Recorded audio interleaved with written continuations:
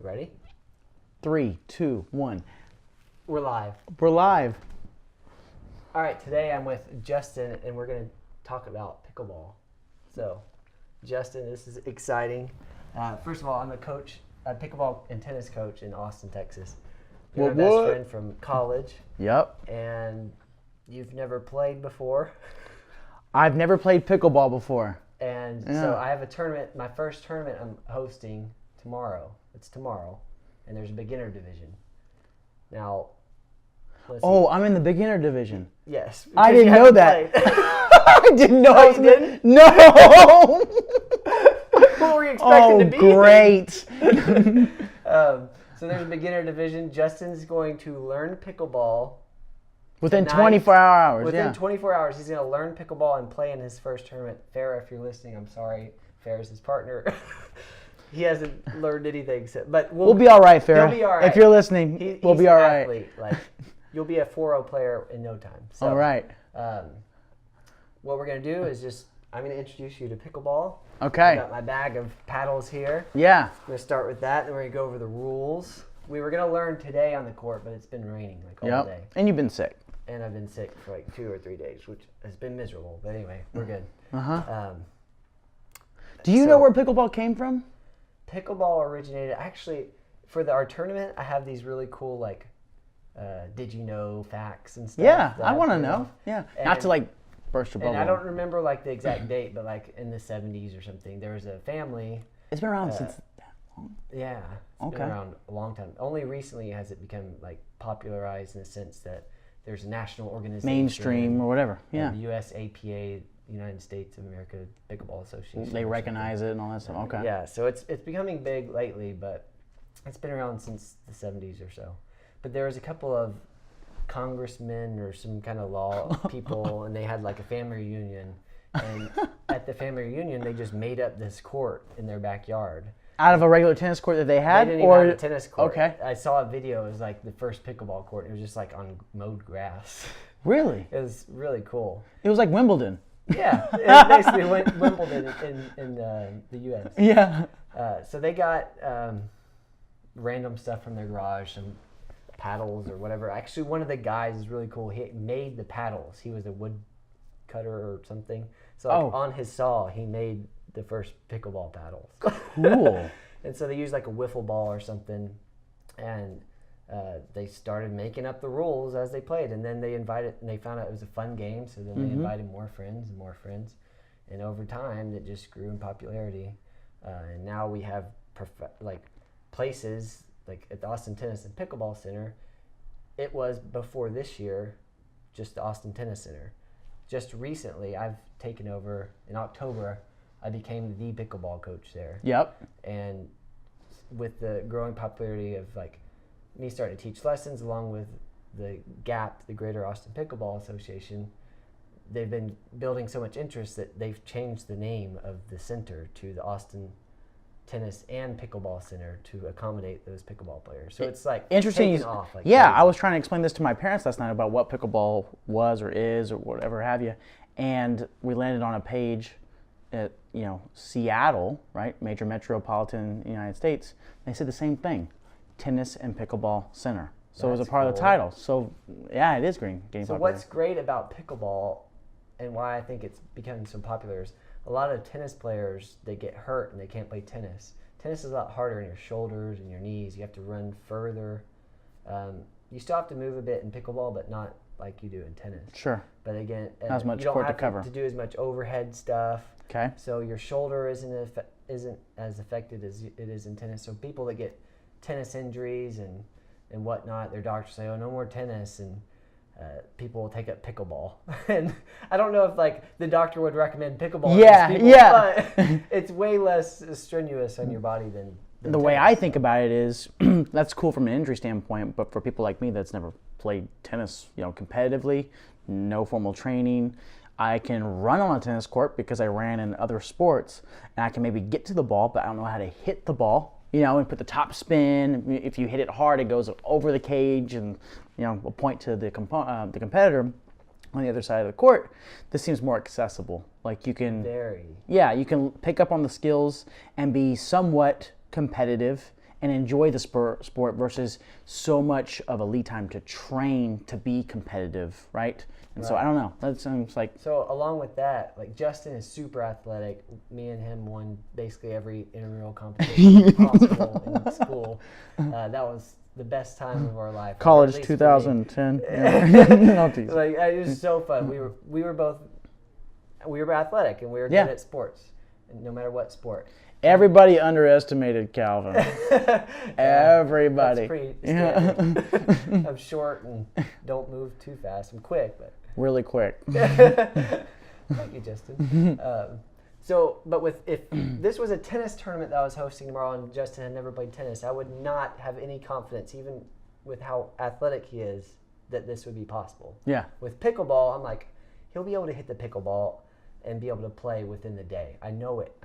Okay. I would never do that to your partner. Yeah. I would never put you on the court with someone and you ruin their. We're going to be game, too. competitive, Farrah. I think y'all do well. But with pickleball, like you can start hitting within the hour, and for especially an athletic person like you. For example, my mom, we grew up playing tennis. My mom never really played with us much. She would hit with us some, but we never really got to play together. Okay. This year we discovered pickleball, and my tennis game really, the things I like about tennis, being at the net and being closer to the players, like that is accentuated. Is that the word? Is that sure, yeah. That's prevalent in pickleball. So I really liked pickleball, and when I started teaching my mom, I realized, my mom can learn how to play pickleball within 1 or 2 days. Sweet. Whereas tennis takes anybody months to learn how to hit properly, the ball decently enough to play. And all these different angles and the top spins, the backhands, whatever, right? Pickleball, I have no doubt Justen will be able to pick it up within the day. No pressure. That's easy. I think you're going to have a blast, and I'm excited, let's get into the paddles. Yeah, let's do it. So when I started teaching pickleball back in October, Andrew Gray is an amazing advocate in pickleball. I just showed you the plaque I'm giving him. Yeah. He showed me a couple of paddles when I was starting.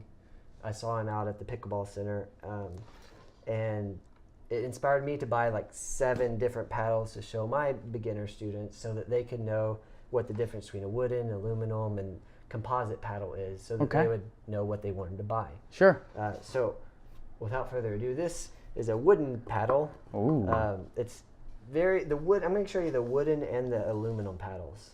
And this is just a design, or has any significance on this? The paddles, again, I don't remember the exact number, but the paddles have to be 24 inches, or I don't know the number. Okay. A certain number of inches in both length and width. So they could be very long and very skinny, or they could be very wide and very short. Okay. Or they normally are kind of rectangle like this. Mm-hmm. But kind of an interesting. Definitely a difference in. Yeah. So they all kind of sound. These sound very different than what the composite would sound like, but go ahead and shake it like this. We're gonna shake the paddles and just feel how heavy that is. Right. So the aluminum ones I hear are so heavy. I've never played with one for a long time, but I hear they're so heavy that they give people tennis elbow and stuff. Really? Which pickleball doesn't normally give you tennis elbow like tennis would, because again, it's less strenuous on your body.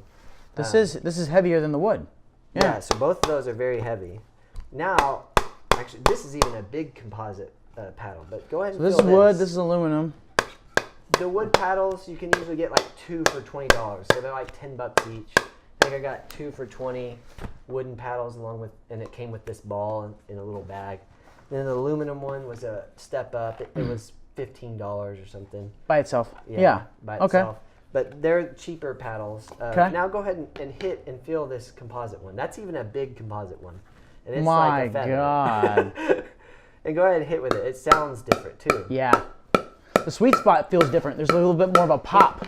Yeah. It's like a difference between when you hit a baseball with a wooden bat and it's all brute strength. Whereas when you hit it with another, like, I don't know, these metal bats, right? And they talk about how like the sweet spot has like a give and it propels the ball out. This is where that kind of feels like the sweet spot. Yeah, but that's what it is. Like where the sweet spot back and for. forth. Let's hear what it sounds like between the two. Bing, boom, bing, boom, bing, boom.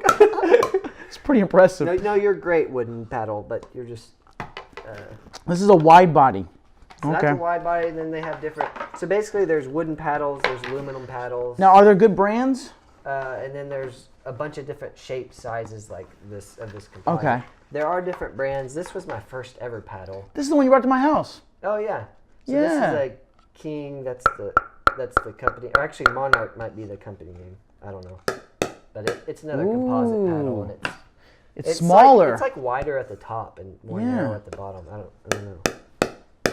Wow. We have a Gamma Twister paddle. It's one of my long. This seems fun, man. Skinnier or long and narrow paddles. This is cool. Yeah. The Paddle Tech. This is a Paddle Tech. They're probably the most popular brand in pickleball currently.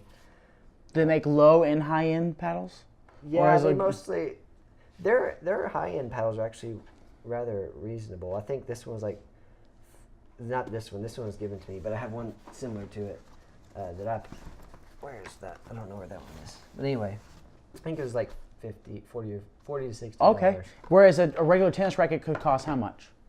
150, 200. So even accessible from for a nice one. From a monetary standpoint. Yeah, monetary. Oh, let's talk about the monetary aspects of pickleball compared to tennis. That's a really good idea. So tennis, every time you play, it's tradition that you open a new can of balls because after the balls are. I didn't know that. Oh, you didn't? No. Like you can play with the same balls in tennis, but most tennis players they prefer to play with a new can of balls because the new can of balls they bounce better. Once they're out of the pressurized can for like a day or two, they lose their bounce. I had no clue. Yeah. What? So that's like what, $2 every time you play. Wow. The pickleballs we're using for tomorrow's tournament are called Onyx pickleballs. They're very durable. There's the tournament grade pickleballs. They're called Durafast. It's a brand name. Okay. But they break really quickly, especially in the cold. In the summertime, it's not too bad, but we decided to go with the Onyx. This is kind of like an Onyx, but it's not. I don't have an Onyx with me. But the Onyx pickleballs are very durable. They're a couple bucks for a ball, but they last for 20 plus matches. I don't even know. We haven't broken an Onyx ball yet. Okay. A Durafast ball is maybe $2 or $3, and they break. In the cold, they were breaking like once or twice a match. People are hitting them hard. They're hitting them hard, but the material they're made of is just thinner or something. Okay. I don't really know. Yeah. But anyway, very much cheaper to get into pickleball. Where, like you said, a paddle may range from $40 to $90. You can get a good one for $40 or $50, and you don't have to restring the paddle. Like the paddle is just a paddle. And they last. They're durable. They last. Yeah. They're very durable. With a tennis racket, if you play at any rate, if you hit the ball at any decent rate, you usually will break your strings maybe, I don't know, every 10 or so matches, depending on how you play. So that's another $20 every 10 matches. And it's just way more cost efficient to play pickleball. I don't want to sound like I'm hating on tennis. I love tennis. Yeah. But pickleball is just, I've really fallen It's one of your new passions. It's my new passion. Yeah. This, real quick, this is a Andy Roddick Foundation paddle that was given to me by Steve Kuhn. Thank you, Steve. He's part of the Andy Roddick Foundation, and he has Steve Kuhn's name's on it. Yeah, so he got like 100 of these made for him and the Andy Roddick Foundation when they were doing a pickleball fundraiser. I don't know what. Who's Steve Kuhn? He's on the Andy Roddick Foundation. He plays pickleball a lot in Austin. He also is a big part of the Greater Austin Pickleball Association. So he does a lot of stuff with pickleball. And okay. So he gave me and Drew this paddle when he saw us using other paddles, and he was promoting Paddle Tech, and we hit with it, and it has the sweet spot on it is quite a bit bigger. Okay. So sweet. yeah. You want to start talking about the rules of pickleball so we can kind of get you Please. mentally prepared for tomorrow's tournament? Yeah, what I've seen in limited research is it can be played on a regular tennis court, which is what we're doing tomorrow. Now, are the lines from the tennis court, from a regular tennis court, incorporated into a pickleball match, or do you have to draw your own lines? At the Austin Pickleball Center, which is where we'll be playing tomorrow, we have 8 junior tennis courts lined out. Okay. And those are junior tennis courts just for tennis? Courts, just for tennis, but they've been repurposed to also allow for pickleball players. So you do have to change the lines to a certain degree? You don't. We just have 2 sets of lines, but okay. The court is painted for the junior tennis. Okay. And that's a bit shorter than a pickleball court. The pickleball court is, you'll see red tape.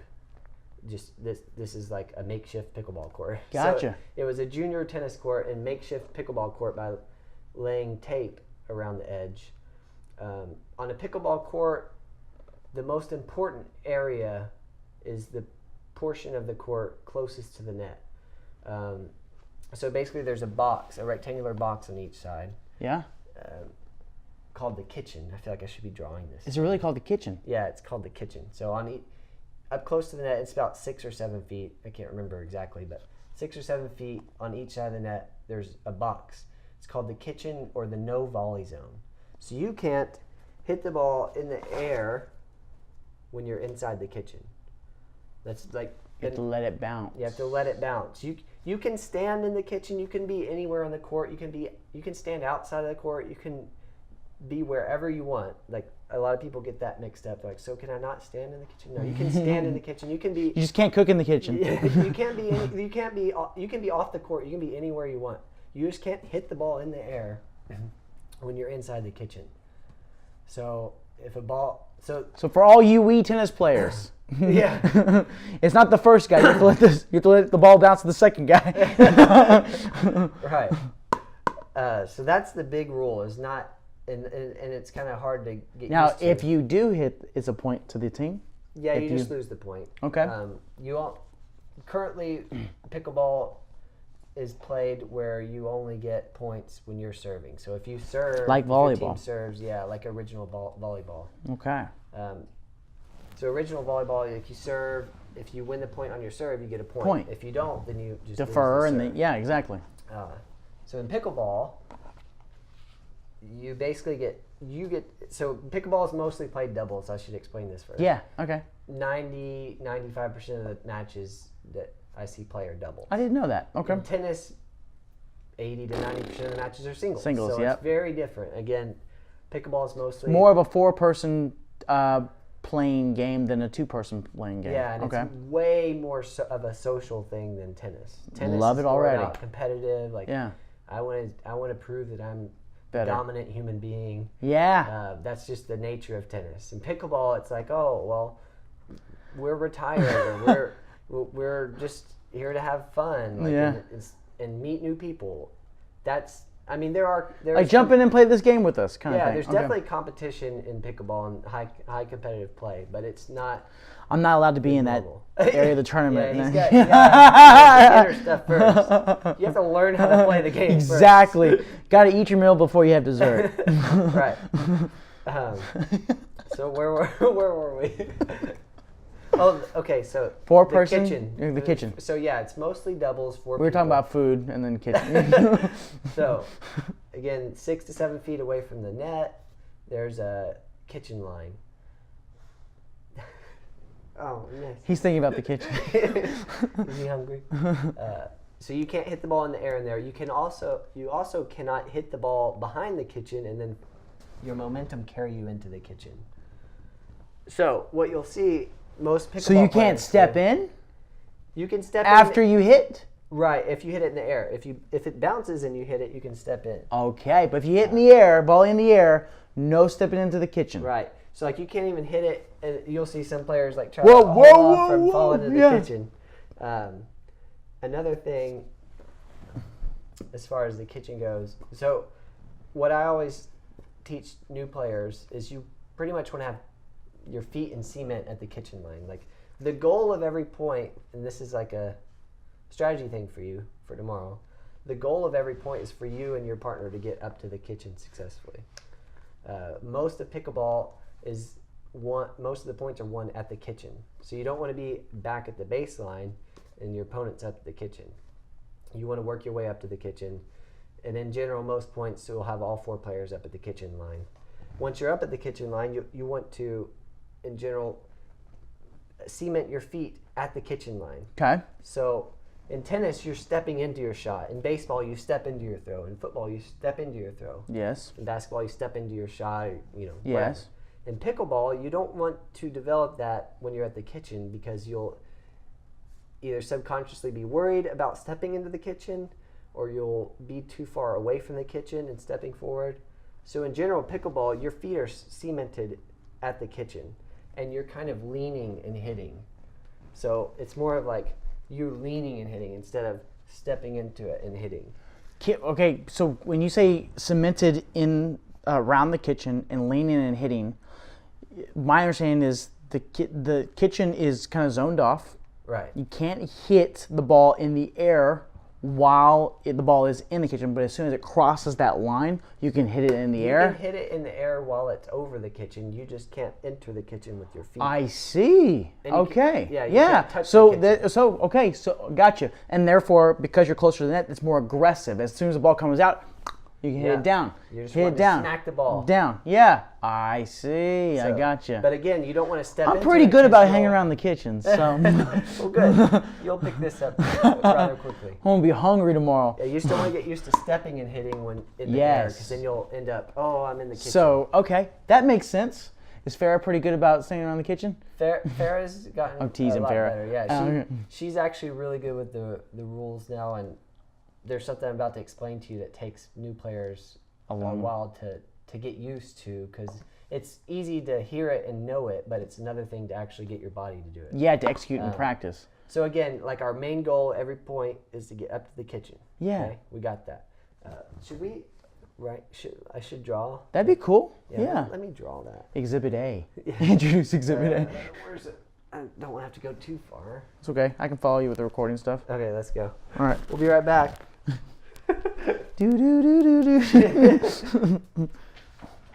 Now brought to you by ESPN Ocho.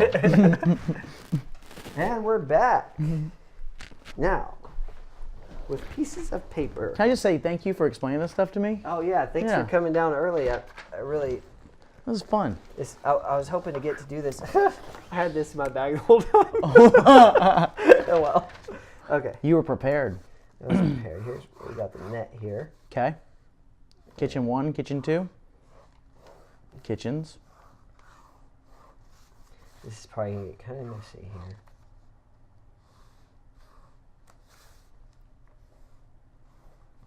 All right, here's the pickleball court. I'm going to show that camera real quick. Anyway, pickleball court. There's the kitchen there in the middle next to the net. Nice. So, we got the kitchen here, okay? Usually you'll have player at their feet up at the kitchen. This is the goal of each point, again, is for all the players to be up at the kitchen. Cool. Because it's easier to win the point when you're at the kitchen. So we got to get to the kitchen every point. That's our goal, okay? Okay. Now, are you able to start at the kitchen? That was where I was going next. Great question. One player at the start of each point starts at the kitchen. So, both players on the serving team stay back at the baseline. Baseline is back. I see. So, but on the defending team, the person not returning the serve will be at the kitchen. The reason for that is whenever you serve the ball, and real quick, serving. It's okay, boys. It's just me. Serving, you have to hit the ball below your belly button. So you drop the ball. You can't bounce it, but you drop the ball and you hit the ball below your belly button. Oh, geez. It's not like a tennis serve where you're hitting it overhead. Oh, geez. Okay. So you drop it and you hit it. It's very easy. Okay. You'll be able to do that. I mean, it's not completely easy, but it's easier than a tennis serve. Take some practice. It's easier than a tennis serve, actually. Okay. In pickleball, you don't get a fault. So in tennis, you get 2 serves, 2 tries. In pickleball, you just get 1. Okay. Now, in pickleball, to make your serve, if you're serving from here, you have to hit it diagonal to this box, past the kitchen. So if you're serving here, you have to serve it into this box, past the kitchen. Okay. Now, if you hit, just like in tennis, if you hit a line, it's in, okay? But with that in mind, when you serve, if you hit it in the kitchen, it's out. You have to hit it past the kitchen. Gotcha. So if you hit it on the kitchen line, it's considered as landing in the kitchen. So Okay, it would it's be out. So, but in the baseline, sidelines, middle. Yeah, the okay. other 3 lines, it's Yep. in. You're right. You got it. Okay, so again, serving cross court, past the kitchen. We got that. In tennis, when you serve it, the serve has to bounce, okay? In pickleball, you also have to let the serve bounce. Okay. The difference between tennis and pickleball is the return also has to bounce. This is very confusing for tennis players. So bounce here, bounces there, and then we can hit it in the air. Yeah, and this is what Farah's doing really well now is whenever the ball's served, bounce, and then the return, bounce. You have to prepare for a bounce. You have to prepare for it. Yeah, so that's why both serving team members start and stay at the baseline. I tell people, this is very helpful. I'm going to tell it to you probably a lot of times. Okay. As we learn tonight and tomorrow. But when you serve, you want to serve and stay. If your partner's serving, serve, and both of you stay. Serve and stay. So you serve it, it bounces. They return it, it bounces. So you're wanting to serve and stay. Once you see where their return's coming, you can come up and get it. Sure. And then you're, again, trying to make it up to the kitchen. Question. Go ahead. Serve takes place at the baseline, baseline of example, comes over, does not hit the kitchen line, lands where it's supposed to, bounces. The return team hits it over. Does that same rule exist where the return cannot land in the kitchen? Great question. The return can land anywhere it wants. It counts if it lands in the kitchen. So if we stay in the baseline and they do a little They can dud, drop it. Yeah. that's tough. So when I Okay. say serve and stay, if you notice your opponent's always hitting their return short, you can go ahead and come up. Yeah. But Be mindful. in general, you want to, so whenever you serve it, it bounces. Whenever they return it, you have to wait for it to bounce. If you get too far up, you don't want to be moving backwards when you're hitting Right, that. that's You want to tough. be going forward because we want to get up to the kitchen. So when you're on the serving team, the third shot of the point's the most important shot of the point because that's what happens is Bounce, bounce, smack. yeah. So serve, bounce, return, bounce. Bounce. Whenever you're returning, remember the returning team already has one person up at the kitchen, so that's an advantage for them. Whenever they return it, their person that returned it from the baseline will also immediately come up to the kitchen. On the third shot of every point, it's very common to have the two returning team members up at the kitchen already and both of the serving team members at the baseline. And that's very difficult because you're at a very big disadvantage when your two opponents are at the kitchen and you're stuck at the baseline or in no man's land. So can I ask you, now that we have some of the basic understandings of how the game starts to go volley back and forth, right? Can I ask you some strategies about like how the serving team tries to put themselves in position to, get around those two Great defenders? question. So there's two common ways to hit the third shot of the point. The most common is what is called the third shot drop. Now to hit that sounds confusing, but really it's just a drop shot. A drop shot. Not the one, not the two, but it's the third shot. Yeah. So usually you serve it kind of deep, so it's harder for your opponent to hit a drop shot on there. Yeah. Keep them on the baseline a little bit too. Yeah, and try to not make it a little tougher for them to get to the kitchen. But really, you're just trying to make the serve. And then the returner's going to hit it. Usually they're trying to hit it deep, so it's harder for you to get to the kitchen. But again, on the third shot, when you're hitting that drop shot, the drop shot wants to go just over the net and be going downwards as your opponent's hitting it. If it's still coming up into their paddle and they're smacking it overhead, you're likely to lose the point. Yeah. So you want that third shot, when you're hitting a third shot drop, you want that ball to be coming downwards over the net as it enters your opponent's paddle. Is the net the same height as the tennis court net? I think it's. I don't actually Oh, know. okay. I think it's slightly shorter, but I don't know. Okay. Yeah. No, that It's sounds very good. close if it's not. A question I forgot to ask: the shot from the opposite baseline to start the game. Now this defender, right, can hit it back. Can they hit it anywhere in the court for the bounce?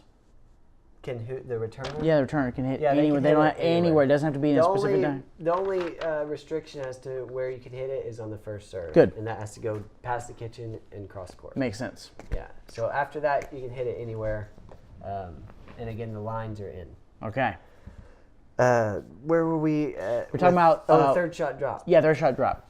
It's the most popular way to hit a third shot drop is to have a bowling motion. So, is my mic still in? It's on. Okay. The bowling motion, like here, I won't hit it. Probably knocks yeah, exactly. That'd be epic. Ding, ding. Third shot drop. So you just bowling motion. And Okay. you're just trying to lift the ball and have it go up and over the net. Ooh. A lot of people want to kind of drive it a little lower. They hit it kind of more straight, and that's very difficult to drop. You want to put a little Curvature height on it. Okay. and have it drop in. Ooh. So up and down, as opposed to straight. Whenever you have it going straight, it's more likely that ball is going to be rising into your opponent's paddle, who's already at the kitchen. And they can smash it, right? Smash it. All right. That's the third shot drop. That's one of the two strategies that you were going to provide an example around. What's the second example? The other one's the third shot drive, which is just that is the line drive, except in this one you're wanting to hit it hard. You're wanting a tight grip and you're wanting to drive the ball. I found it the best to I keep stepping on my mic. Mm-hmm. I found it best on the third shot drive or any drive to have the ball be lower, so whenever you hit it and you're driving with a firm grip, you want the ball to go in just over the net and just line drive. It's Okay. really hard for your opponents to hit. Okay.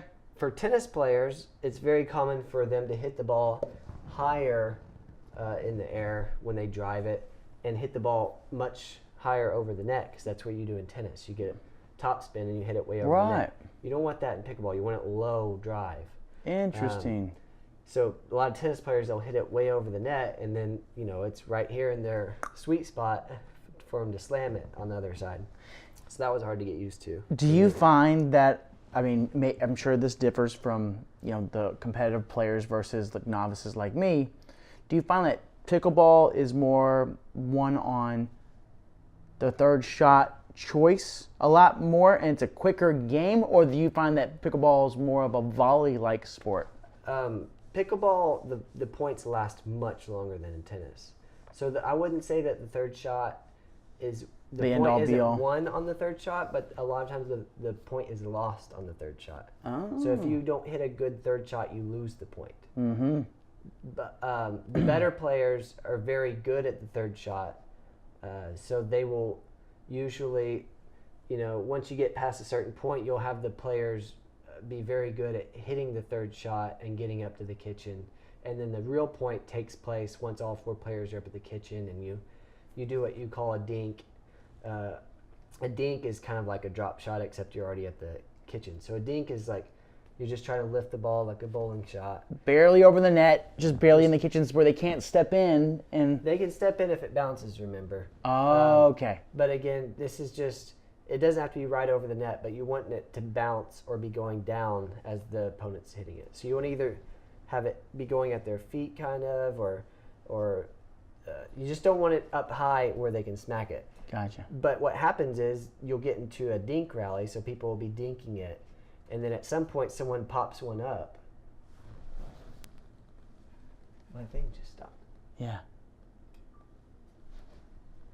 There we go. So you'll be We were dinking a lot. yeah, we're dinking a lot. The video stopped. I don't know what was going on. So you'll be dinking a lot, and at some point someone will pop one up, and then players will start hitting it hard at each other until finally someone wins the point. Whoa. So it's very interesting, and you'll be here tomorrow to see some mid-level players and some higher-level players. You'll be able to see the different versions of pickleball that's being played. And this will all make a lot more sense once you see it played.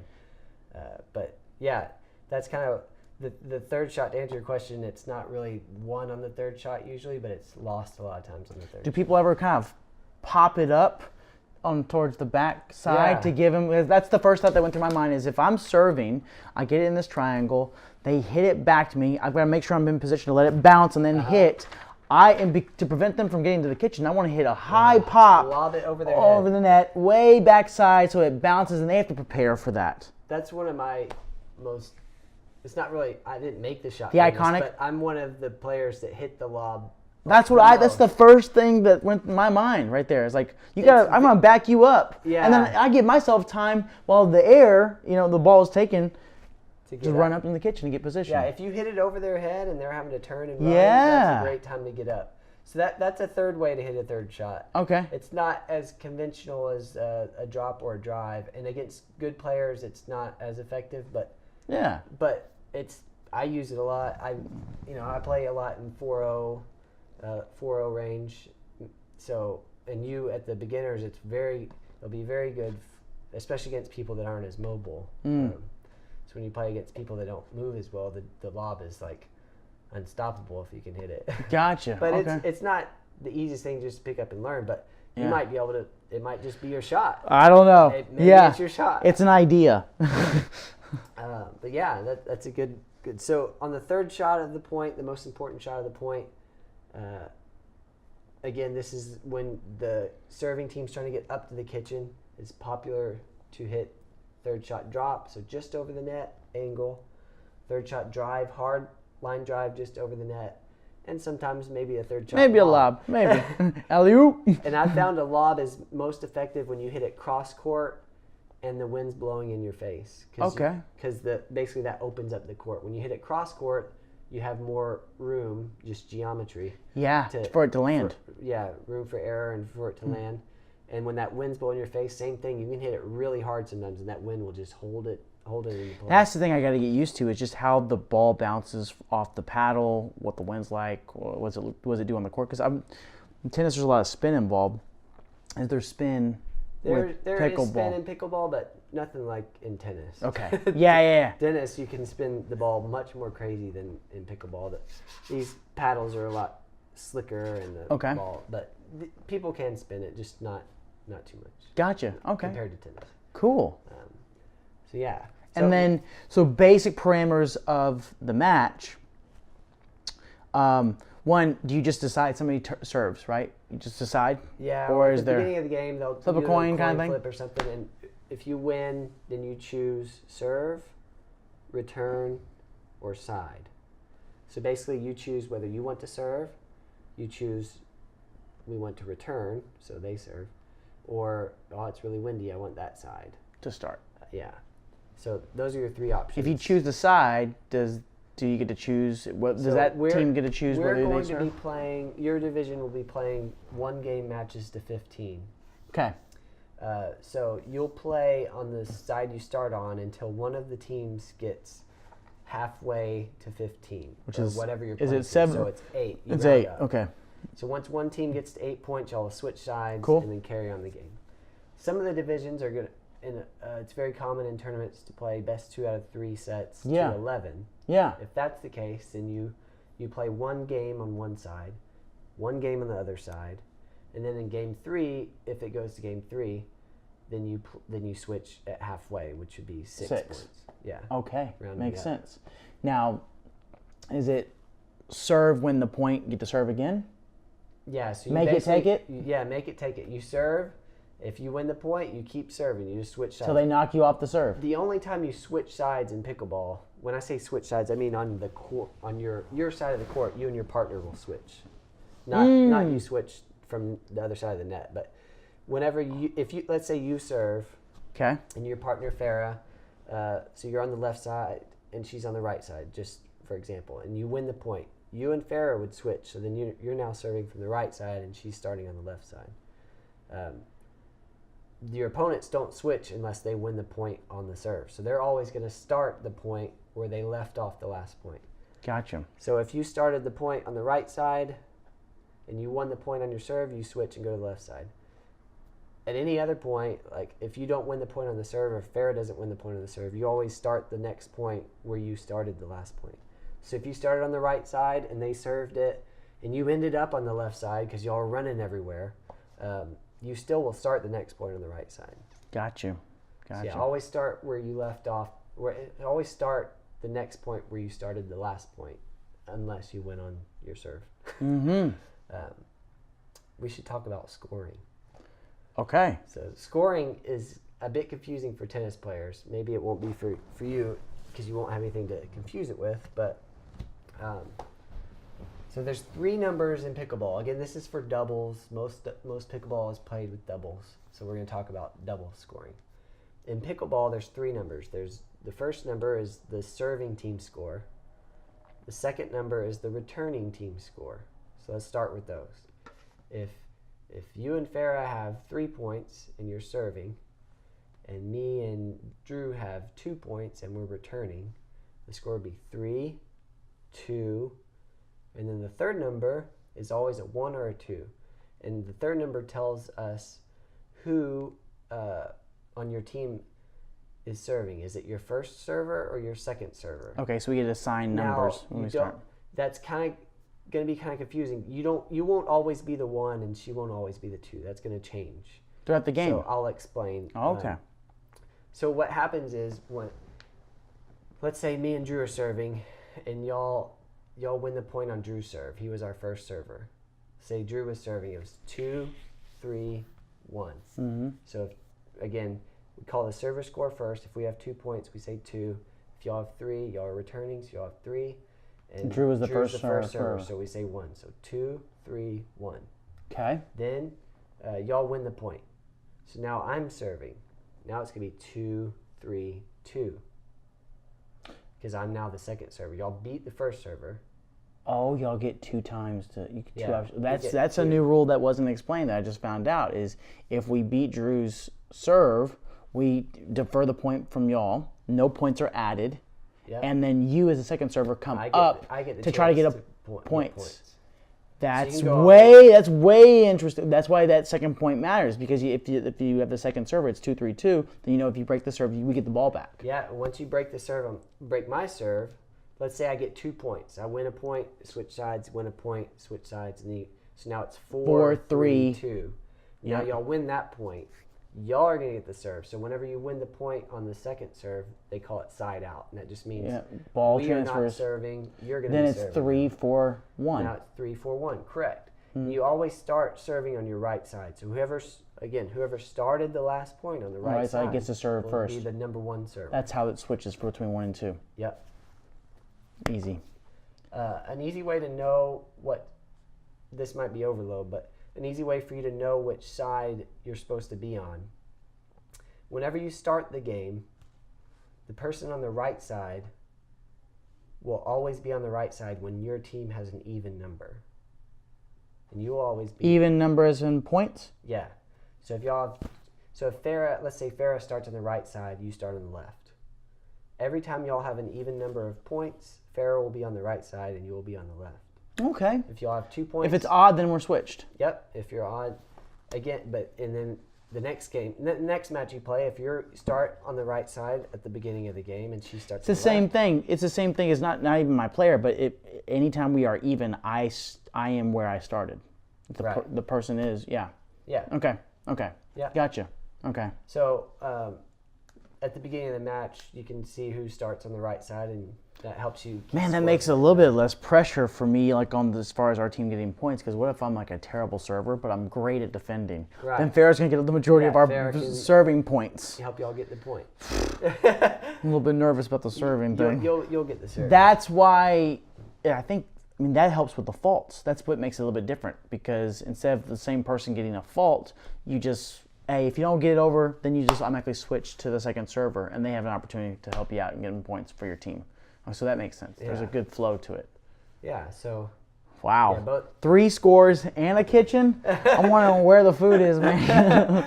This will be way easier when we're actually on the court doing it. Yeah. It's kind of overwhelming to talk about, but, do we have judges tomorrow? We are our own accountable judges. You're your own judge. Okay. We're not really big time enough to have This is our first, Next year. This is our first tournament. My dad and mom would like to volunteer. A little shout out to the Aguillon family down home. Hi, Aguillon. Yeah. Hey, Mom and Dad. Mom, you could be a judge. Dad, you can step up your game in the ref deal. Or you can play. You can play. You can play in the beginner Mom, we're going to get you ready. festival. We're going to get you ready. Oh, your mom can play with my mom. Yeah. Mama battle. Oh, that'd be fun. It's a little thing we like to call the Mama Super Bowl. That would be so cool. That'd be fun. Yeah. But yeah, again, like this, it's way easier to learn on the court, but it rained, so we're just going to talk about it. Oh, yeah. Yeah. And then tomorrow morning, 20, 30 minutes before the tournament starts, we're going to be out there practicing. Then I'll get to meet my partner, and it'll all be new. Yeah, you'll get it. Yeah, I think you'll get it. Like, you're athletic. You'll be fine. It'll be good. Okay. So you got to let the balls bounce. Yeah. Now you can step into the kitchen as long as you know the ball's going to bounce first. Yeah. Like literally, I can see. Remember, you can stand anywhere you want, but if you stand in the kitchen, you won't be able to hit it in the air. So that's not smart. Yeah. Okay. But again, you can stand anywhere on the court you want, including in the kitchen. That always. Where do you usually stand? Trips people up. Most of the point, my goal again is to get to the kitchen, so I will be concrete feet at the kitchen. So I'll be reaching in with my body, but feet planted. Okay. If the ball bounces in the kitchen and I need to step in, I'll try to keep one foot planted and pivot. One step in, one step out. Okay. So it's much easier for me to get back to the kitchen. Yes. So I'm always right up to the kitchen as close as possible, when possible. When learning, first off, if you could go back in your mind, I don't know how many was that, October? I think it was April or March. Okay, so you've been playing for a good, 8, 9 months, whatever. Tennis helped me pick it up really quick. I bet. But yeah, I've been playing. I'm still fairly new as far as the 1,000 years or 10,000 hours. Malcolm Gladwell. Yep, exactly. All right, got some time to do. Yeah, all right, plenty of time to master it. Pieces of advice for a newcomer. If you were coming to my beginner class, which is like a 4-week thing, okay, I would be starting off with teaching you how to dink and get effective at that. Explain that one more time to me. Again, dinking is where you're all at the kitchen and you're hitting it just over the net and landing it in their kitchen. So you're bouncing it in their kitchen or hitting it so that it's going to bounce at their feet. They call it a dink because you're dinking it with your paddle. And in one of your dinking methods, right? Let's say, I'll grab one of these composite. The bowling motion. Yeah. So I'm on the outside of the kitchen. Do you kind of dink towards the edge of the kitchen out? Yeah.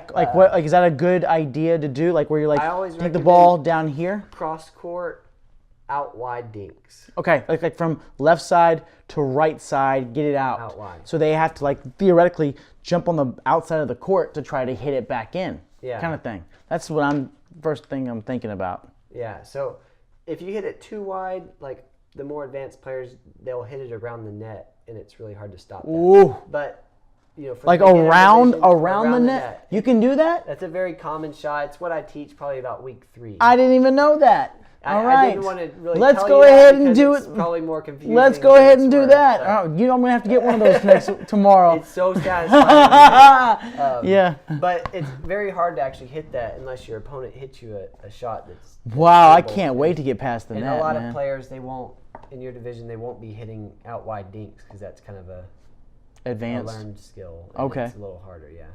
Okay. But cross court dinks is good. The reason why it's good is it moves your opponent. Whenever it's moving your opponent, the other opponent needs to move to compensate.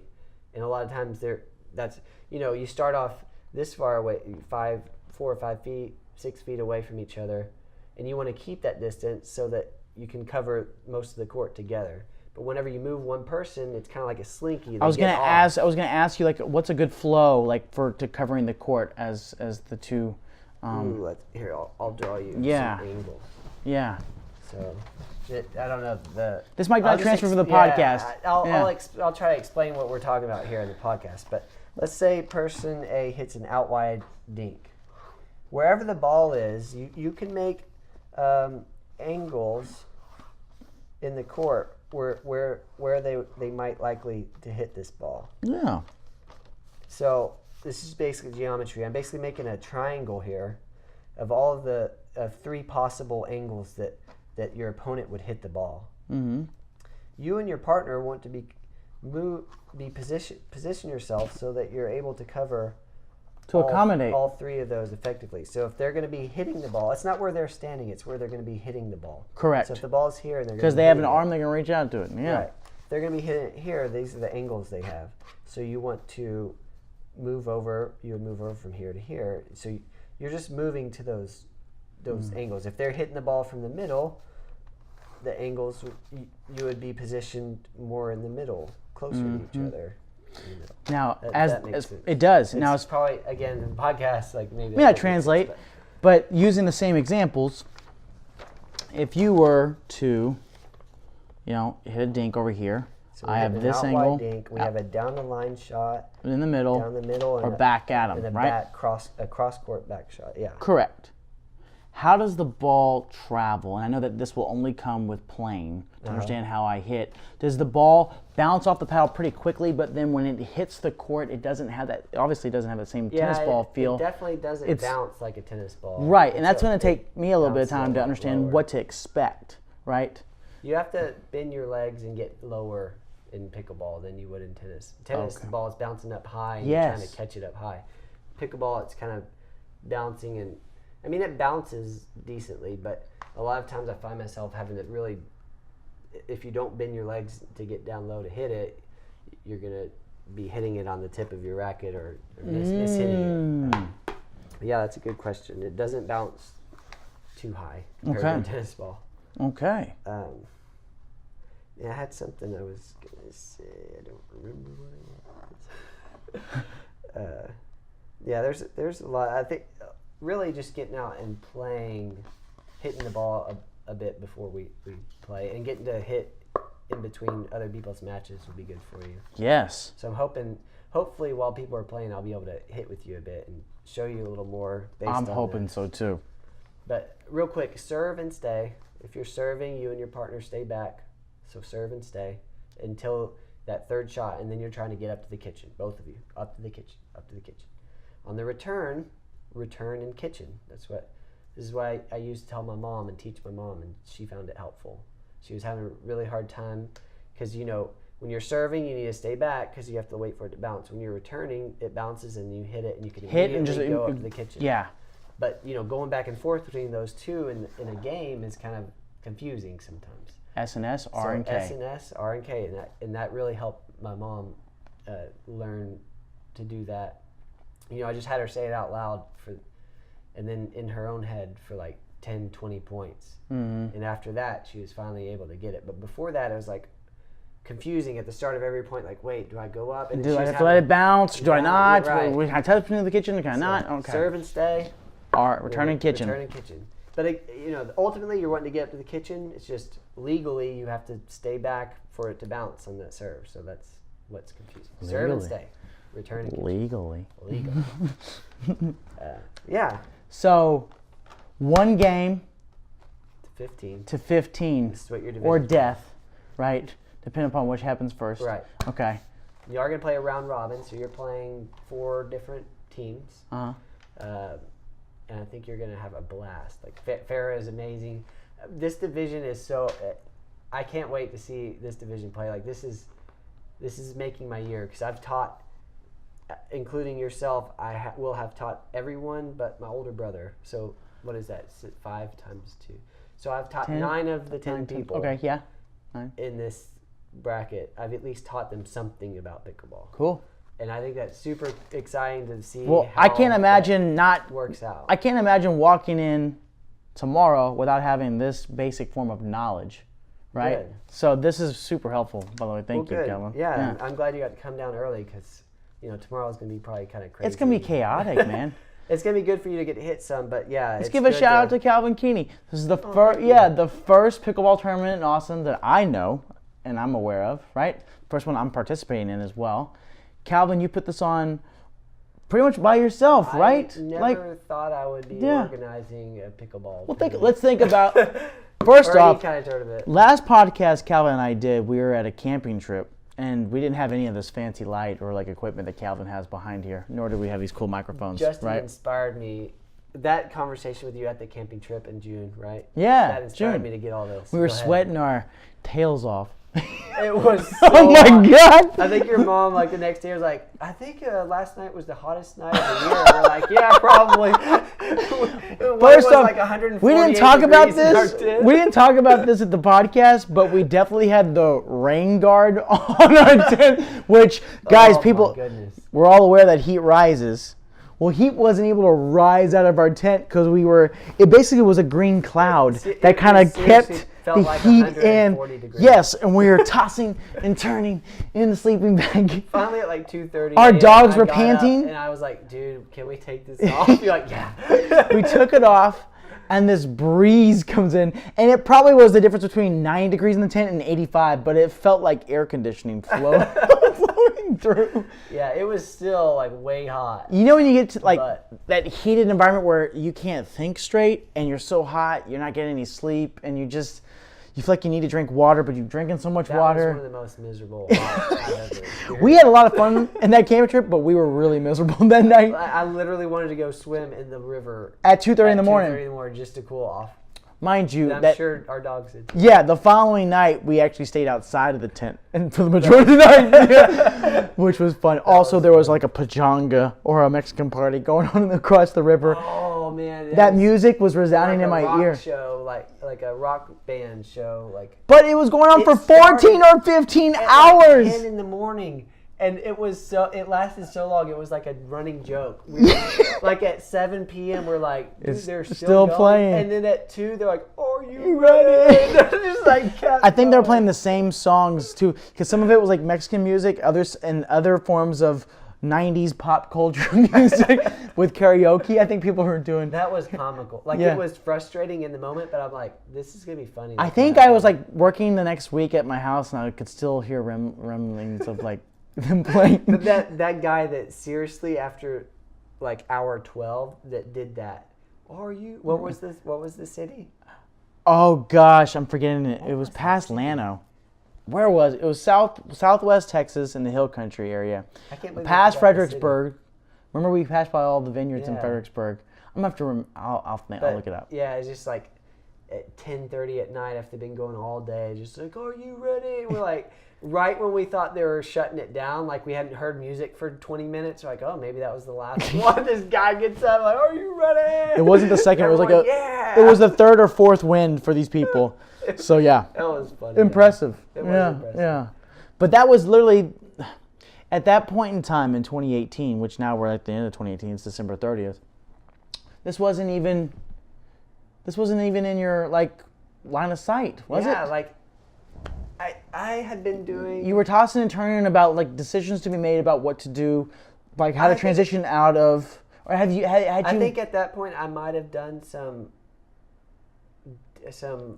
interviews over the computer, like Skype and stuff, for my gaming business. So like teaching people how to make and sell board games. Right, because you were one of our podcasts was about the game. Yeah, so and the distribution arm of that. Yeah. And then I was like, you were preparing for the August conference that you did. Right. Yeah. And to follow up on our podcast, I did not show off my game really there. You didn't. I ended up just playing. I didn't know that. Yeah. Anyway, we didn't ever follow up on that.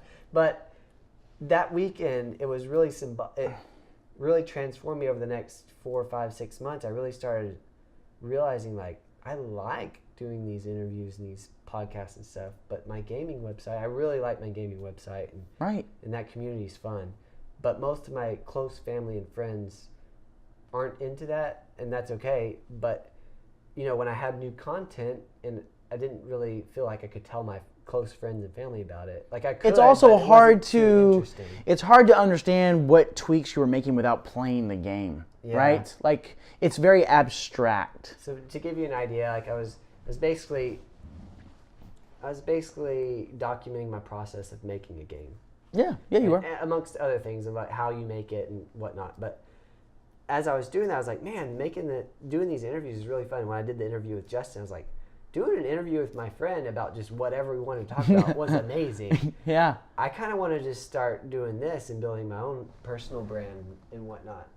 We got low battery. It also was, I mean, I had never done a podcast before, and not to say that you go back and like look at stuff about yourself, but you're basically capturing a memory, you know? And a lot of our memories are now digitized, right? Mm-hmm. And they're on different platforms, all these like social media platforms. But for me, I mean, look, the way like you remember friendships are like memories in your mind, but now I have something that I can show my daughter, right? Hey, you know, Calvin and I on this camping trip, and we documented the camping trip. So cool. Yeah, you think about that, right? And so she'll get to know you. And we even got a piece about us losing the keys. Oh God!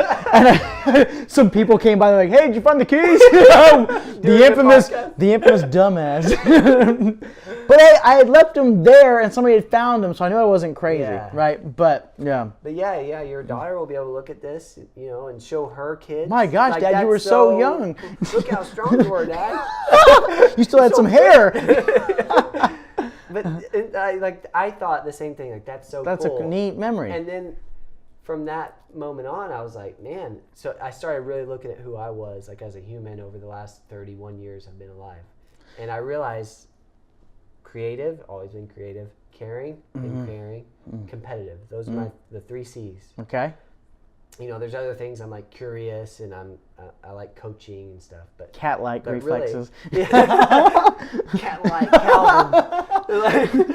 But those 3 things are really, you know, this is what my life has evolved around. Like, I don't like traveling, but I noticed I will fly across the U.S. to go to a card tournament to compete. So, like, I have that competitive thing. Yeah. I will... Probably do the same thing for basketball tournaments. Yeah, same thing for any sport, any game, really. And then caring. Like, I will volunteer my time to, you know, I'll work at 2.5, 3, 4 years at this place caring for people, even though might not feel as appreciated as the work I'm putting in. Just because I love doing that. I love caring for the people. And then creating. Like, I've always been creative. I remember when I was young, I would like lock myself in my closet sometimes. Not like lock, but like I built like my studio in a closet, and I would go in my closet and just like that was my fun time for like some certain amount of hours per week or whatever, just like coloring and being creative. Yeah, I didn't know that. It was very interesting. Okay. So I didn't read books, but like I would buy books, coloring books or whatever, like color or like just paper and like write stories. For all the viewers, he does know how to read though. I can kind of read. He's being nice, but I can kind of read. You're hysterical. Yeah, I don't know. So at that point in time, you had not made the decision. This is the middle portion of 2018. Fast forward to December 30th, and here we are on the cusp, like the evening of, you know, New Year's Day, which would be kind of a cool thing to start think about from a tradition standpoint. Like, there's always fun things to do around New Year's, and depending upon Texas weather, like. There's pretty good days even in December. Like I remember most of my Christmases growing up in Texas, I was in shorts. Yeah. So, I mean, I'm just starting to think about how this wasn't even a twinkle in your eye. Now here we are, December 30th, and you've put on this tournament. You've built this community that's continuing to grow, right? It's a means of income as far as a lifestyle, right, with teaching lessons, but you've always loved to teach, I won't right? end up making very much for the hours I spent on the tournament. And one reason for that is that with the tournament, I've done a lot of things. I've done gift bags. We're doing pizza. I'm giving away pickleballs in the gift bag. Like, I'm doing a lot of stuff to like promote and for people. I want the players to have enjoy fun. The tournament. Right. Well, that's part of your caring aspect, right? Yeah. It is. And I wasn't even talking about like from a monetary side. It was just more like this has been a kind of a change and a shift in your year, right? You were kind of a resident assistant, former kind of administration at that down-home ranch. Yeah, so I was a resident assistant for the last 1.5 years or 2. You had been a part of that organization for, 10 years? Off and on? Since college, probably. Which was 6 to 8 years. I think it was more than 8. I took a couple years off in there, but yeah. So I worked probably 6 or 7 years and then had 3 or 4 off. Okay. So, yeah, over the last 10 years. Yeah, I started in 2008. So, yeah. Yeah, really. I mean, seriously. And now here we are. When did you join the Austin Tennis Club before they changed the name, too, to even... So I switched from resident assistant to being a full-time. I say full-time, like I don't have full-time hours, but Yeah. I'm trying to do that as my main source of income right now. I started that on October 1st. And in less than 3 months. And now you gotta organizing a pickleball That's what I'm tournament. I never saying. thought I would do that. Right. You know? Yeah, and that's the first of many to come, in my opinion, right? And then I didn't even know. 5 planned for next year. Really? Yeah. Well, we should have info about that tomorrow in the gift bags, but Okay. so I think Where did that come? they'll go much more smoother now that I have this first one in my belt. But man, this first one was kind of Well, rough. and like for me, like look, Calvin, for all the viewers out there, Calvin has an entrepreneurial mind, right? I mean, all the things that you've been pursuing have been somewhat entrepreneurial in the last couple of years, as far as the card game and all that stuff. But you even, from a back-end administrative standpoint, knew how to set up the tournament to take and accept, entry fees online, right? Which is like a skill that's not a part of tennis or pickleball. So that's kind of neat to me for my friend to see, I've been researching marketing, and it's been like a passion of mine ever since I started trying to do streamline gaming full time, which has been 3 years ago. I bet you never thought this was gonna even come into play. When I was developing those skills, I definitely, like, if you were to ask me at that time when I was spending 30 hours a week researching marketing and how to make a business, an online business. And for me, that was making a business that taught people how to make and sell their board games, which never, like, when I was making it, I knew there was a very high chance that I would not make much money, if any, from that business. I would probably lose money in comparison to the time spent and whatnot. But if you were to ask me then, and even now, I still have lost thousands of dollars. I wouldn't say lost. I've spent thousands of dollars more than I've made in that business. Yes. But even now and back then, I will say that as I was building that, learning how to email market better, learning marketing skills, learning technology, really, like how to build a website, how to do all this stuff over the last 3 years, I knew then, and I still know now, that those skills will be helpful in whatever I do. Right now, it happens to be being a pickleball coach or a tennis coach. No doubt. And you're right. Like, you nailed it. Like, if I didn't have those skills, me organizing this tournament would have been much more stressful, and I probably wouldn't have done as good of a job either. But I had that from building a website to teach people how to make and sell their board games, and that's. And here really I am cool. getting on the receiving end of seeing how that flows, like what your outward communication is, all these emails coming through. I mean, guys, I got an email from Calvin. I was just thinking I click on submit my entry fee. Yeah, and then his website just did the Apple FaceTime integration. I just double clicked the home button. $27 was it's paid so boom. Easy. Whereas, originally the way we had it set up was I called Justin, he gets out his credit card, reads me his credit it's your card. friend Calvin. Where's your credit card number? Well, and even worse, like, hey, this is the guy, some pickleball guy at the Austin Tennis Center. You said you signed up on the street paper that you were interested. Yeah, true. So that isn't as common these days, like, to have to give your credit card info over the phone. So that I was actually really worried about, and I was stressing over. And then I found that the email invoice, and that was amazing. Well, it felt professional. Well, good. I'm glad it went well. I felt like it was very easy and professional on my end as well. Yeah. I don't know. It's cool. It's just like a reflection on the year, right? I always get like somewhat sentimental around that, like, because every year, I don't know. Maybe it's because I don't know why. My mom would always ask me, or my parents would always ask me, like, what are you interested in the new year? Like, and so right around mid-December time period, I started thinking about New Year's resolutions and how people always falter, right? So listen to the audio book from David Goggins, hashtag can't hurt me, right? Yeah, that's also a real hashtag from his book. But I don't know, I always try to, life is hard enough, right? So you always try to find some inspirational content, and just spending time with a friend is inspirational enough. Contributing to your cause and then being a part of it. I'm looking forward to that. But around the new year, I was thinking well, how do I want to improve, or what do I want to do? And obviously, something's kind of arrived at me, and maybe it's because I'm crossed over to 30, and I see my parents getting older, I see my sister getting older, and I have a little one that's getting older too. Quality time, right? And people always talk about how you make time for the things that matter most to you, right? And so I want to put some structure around spending time with my family and spending time with my friends. So like starting to create some traditions. I'm starting to think about, every 6 weeks linking up with my parents and my sister together and my grandpa, right, to have dinner on one weekend, right? Are they on board? Yeah, they're on board, right, and do themes. And I thought like, how on board are they? Are they, oh yeah, that sounds good? Right, or right. Is it, hey, you already have a date, we're going to meet this weekend? So I'm creating the date starting this weekend, right? And yeah, exactly. Nice. Put it on the calendar. So I will host the first one, right? But I'm wanting to do... And from then on, it's... Yeah, it's not up to me. I'm off the hook. Yeah, exactly. I can chastise you all year. But I want to do the same thing around some time with you, right? And that'd be cool. Yeah, like, so we did this camping trip. You and I love to camp.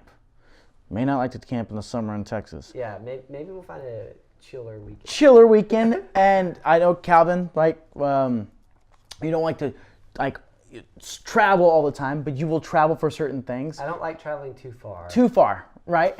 I'm a big believer that there's a lot of cool stuff around me that I haven't seen, so I would enjoy seeing that over going 7 states away to see something just as cool. Correct. And I'm a fan of Texas, and so I think we could meet in the middle and yes. go 4 to 5 hours away. Yeah. We go. I thought like a traveling podcast would be fun. That would be so cool. Right? And then like, could you imagine like waking up, not sweating your tail off, and doing a little podcast in the morning or something like that? What we saw. You want to know a little secret? Yeah. Well, for those out there too. So Justin and I, when we did our podcast, our just makeshift podcast with an iPhone at the camping grounds, we both had a blast. And what was cool was we had people from college, our college friends. We were talking about college stuff because that's where most of our time was spent together, was in college. We had college friends like, oh, I remember that. That was awesome. And that was so cool seeing those interactions. And Justin and I thought, oh, we should make a podcast. And then we talked about it, and we kind of did that thing like, oh, yeah, that'd be cool. But then we never really put some structure or a date around structure to it. So I was like, man, I really want to do a podcast.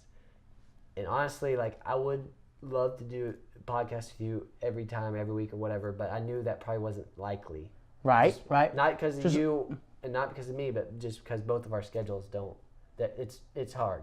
Yeah. For that. So, but I was like, I'll compromise. I'll just make my own podcast. And whenever Justin's available, like, he can be on it. Sounds pretty cool to me. So I've done like, I think this is my 8th. You're my 8th. You were technically my first back in June. Yeah. But I think this is my 8th. I haven't published any of them. Just got the editing software. True. So which, by the way, we were on a resolution is publishing them. Okay, and then that was a campfire chat. Literally a campfire.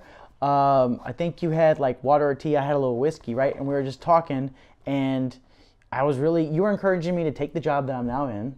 Oh, that's right. And I was encouraging you to buy and say, pony up and just buy the software that you really have been itching to use. I mean, you've been trying to scroll around, and you're not a big fan of pirating stuff, right? There's some ethics involved, but you've been trying to make do, and you finally just said, you know what? I want to do this. Yeah, and so you just spend the buck, and now you have the software, and you're kind of empowered by it. Just to put it in reference, I've spent $400 on these 2 mics and this recorder.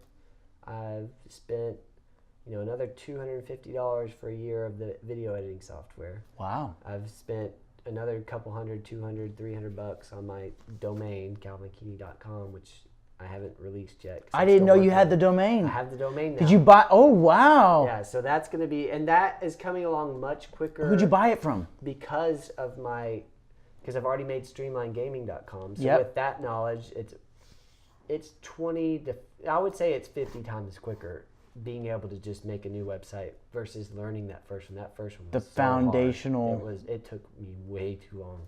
Okay. To figure that stuff out.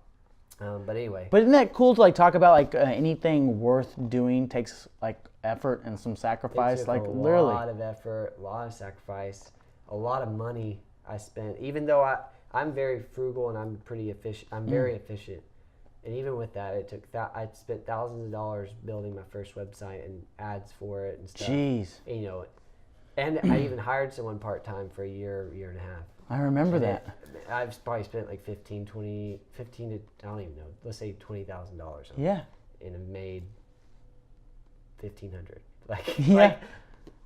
I wouldn't suggest this to people to do. But the return on investment's way bigger picture. It's much bigger picture thing for me, and it makes sense to me. But again, like I do a lot of things in life, I wouldn't suggest to people. But that's the thing about you that like I find to be, and look, in full transparency, right?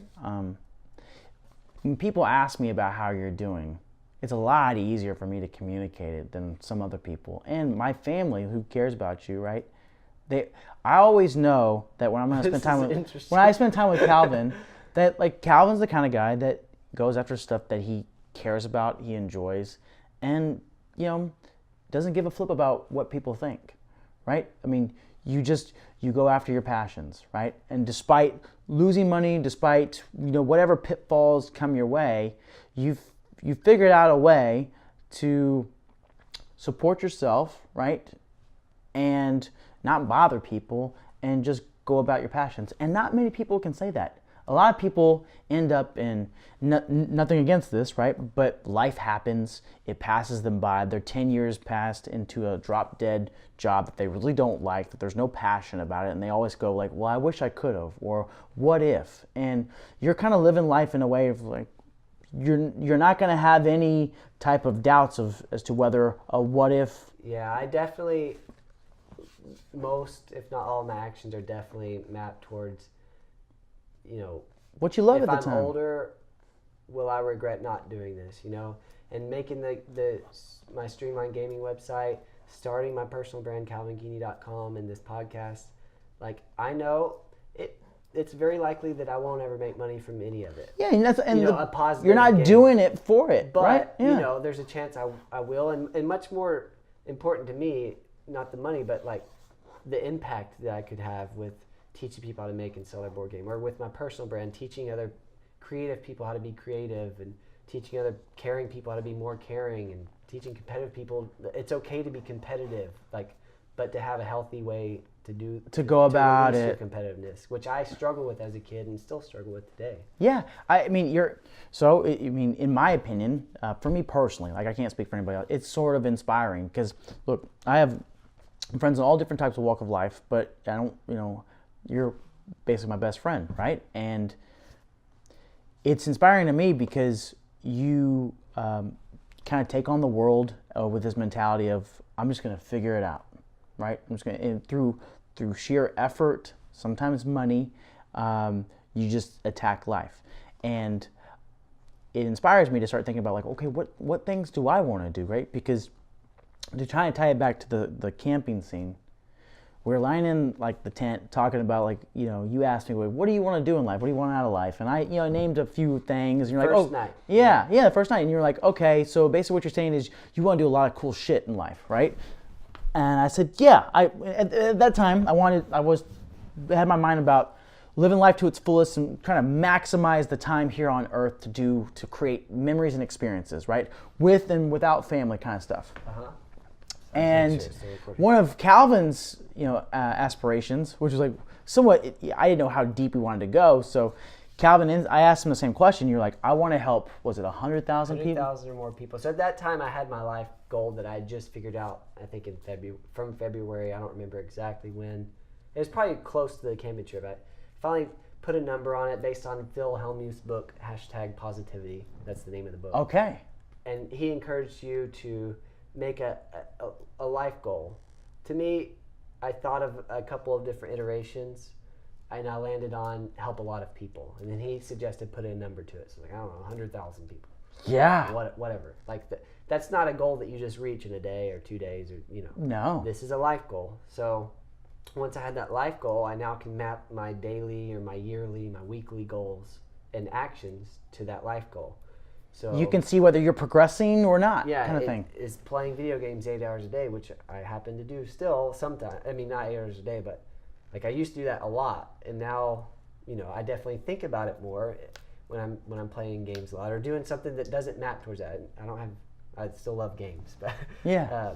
When I at the end of my day, usually I'll rethink about my day and think, what all did I do that was creative, caring, and competitive, and what in those three things did I do that helped someone else? Because again, I'm wanting to help 100,000 or more people in a positive and significant way, and that's kind of what. It's a way to evaluate how you're doing. Yeah, and on the days where I'm like, I feel like I had a bad day, usually when I did, it's usually that I didn't do things that map towards that. And I've noticed that, and it's really helped my mental health and be my happiness in life. You know, I don't have a lot of money. I don't make a lot of money, and I never have made a lot of money. I've invested well, and I'm efficient. I don't know what to call it, but he's a minimalist, people. I'm a minimalist. So I've been able to get by. So I mean, I don't have a lot of money or whatever at this point in my life, but you know, I'm chasing what I love, and that's my mental health is which is key. Because a lot of people can have a lot of money and their mental health be very, very poor. Oh, I've been there.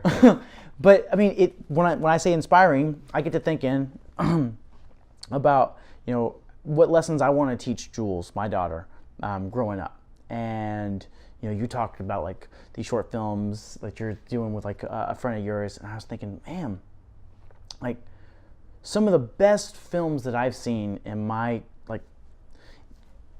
time have just a way of explaining life is complicated, but it's not, is what comes to mind, right? And you think about the Pixar studios or DreamWorks and all these animated movies, and they use all these unique characters to get a laugh and to create scenarios that we as humans are in all the time. And there's usually a prevailing theme that you understand either in the middle or towards the end of the movie that like has an application to your life, right? And I just started thinking, man, like all these podcasts, we talk about funny things, we talk about technology, we talk about significant items in our life that we've experienced or things that we haven't that we want to share. But I love to like collaborate on creating like a story or some type of item that would help not only Jules, but help other people go, okay, that's something I could aspire to do in life, or that's a way to live, or that's a way of being, right? That could add to humanity. People in my shoes, they have a little one. They're trying to. It's their first time. You know, what do I do with a kid? Like, there was no school and how to be a parent. Like, how to be a parent. I mean, there was technically like home ed or whatever, but in reality, like nothing to prepare you. There's nothing to prepare you for being a parent other than being a parent, I think. Yeah. And so like maybe a story about that world. Could be helpful to another person in your shoes. It's just a cool media play, right? Like there's a lot of things you can do with this stuff, and I don't know. I would never have thought in that way had I not done a podcast with you, or had I were you not in my life, right? Kind of thing. That's cool. So you're one of my 100,000 people. Yeah, man. Of course, we're best friends. That made my day. Yeah. Well, thanks. We'll have to do more podcasts. True. Traveling podcast, look out for it. Yeah, traveling podcast. In 2019. And we're going to cut this and probably go cook some Kung Pao shrimp for you. Or Szechuan. Oh, yeah, Szechuan. There's a sign in Szechuan. Or both. And we're going to charge the phone, so maybe we can do another one or not. Sounds good. We'll see how we feel. All right. Love you, man. Peace. Thanks.